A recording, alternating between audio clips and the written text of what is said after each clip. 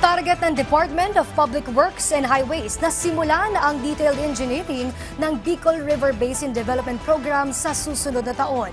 Ayon kay DPWH Secretary Manuel Bonoan, ito ay alinsunod sa direktiba ni Pangulo Ferdinand R. Marcos Jr. na pag-aralan ng programa.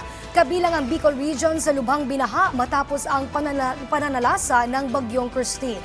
Ayon sa DPWH, aabutin ng 75 billion pesos ang proyekto para sa short-term hanggang long-term na implementasyon kung saan tutulong ang pamahalaan ng South Korea sa pamamagitan ng soft loan. Sinabi naman ng Office of Civil Defense na may nakalatag ding komprehensibong pag-aaral para sa flood control sa lahat ng 18 river basin sa bansa sa pangunguna ng DENR. Bahagi ng mga ito ng pangmatagalang solusyon sa baha habang pagtutuunan pa rin ng pansin ang local flood control projects.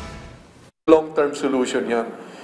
Baka nga sa apo na natin yung dulo nun di ba? But that's the right direction. So there's an executive order issued by the President.